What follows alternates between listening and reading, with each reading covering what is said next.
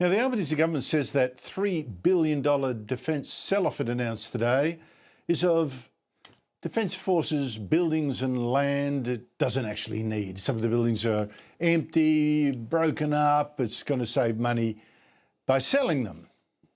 Shame on the Albanese government for the way they have destroyed the morale of our fighting men and women. And shame on the Albanese government for the news today that they are selling off our prime defence land and bases across our country.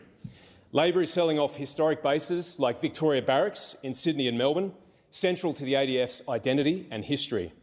Labor is selling off important bases like Irwin Barracks in Perth, home to the 13th Brigade and the heart and soul of our Army Reserve in the West. Labor is selling off key bases like HMAS Penguin, which provide an important presence and capability in Sydney for the Royal Australian Navy. And Labor is selling off land near sensitive bases like Swan Island in Victoria, putting at risk important capabilities. The Albanese government are not stewards, they are wreckers, and they are wrecking our inheritance. They are pushing our fighting men and women and their families further away from the cities that we depend upon for the recruitment of our soldiers, sailors and airmen. Why? For money. That was the man that the Liberals told this week, "Nah, we don't really want you as leader, you're too extreme."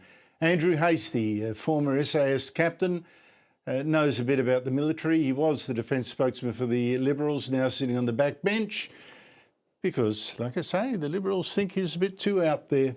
Joining me is the political panel, Cameron Milner, former Chief of Staff to Labor leader Bill Shorten, now Director of GXO Strategies, and Michael Costa, former New South Wales Labor Treasurer. Cameron, the big defence sell-off, good housekeeping, or is it, as Andrew Hastie there suggests, that a desperate search for cash by a spendthrift government going broke? Well, it's a shocking fire sale, Andrew. Shocking fire sale. I mean, this government report's been there since apparently 2023. It was so embarrassing it wasn't for it to be released. They only threw it out when there's no opposition left in Parliament. But thank goodness for Andrew Hastie. I mean, standing up for the dignity of our Defence Forces. Because these are bases that house families and officers who aren't paid much, but have the privilege of living in close areas of the city, in areas which have got that much history and culture attached to them. So no, an absolute fire sale, total disgrace that Miles is going around there. For goodness sake, $1.8 billion. He couldn't find that somewhere else? No. It says a huge problem about the defence budget and the priorities of this government. Michael Costa, it's interesting there that was Andrew Hastie trampling right over the portfolio responsibility of Angus Taylor, the guy that the Conservatives say, well, if we're going to have a new Conservative leader of the Liberals, we want it to be Angus Taylor, not Andrew Hastie. But there's Hastie making all the running. What did you make of this fire sale? What did you make of Hastie's response?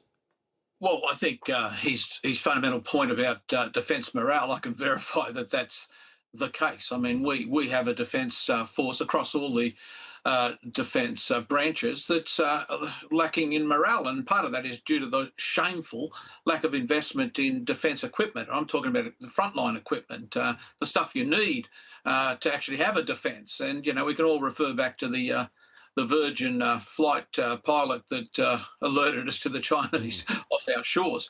Look, I'm a bit more open to this, given where I've come from. I mean, if there are defence assets that are not needed, that can be sold off, they should be. But I think they're going to have a real problem with Victoria Barracks in Sydney and Victoria Barracks in Melbourne. These are heritage structures that I just don't think they're going to sell. But the bottom line on this, even if they do all of this, the paltry $1.8 billion, that's less than 3% of the defence budget, the current defence budget, and inflation's running it higher than that. So in real terms, we're still going backwards.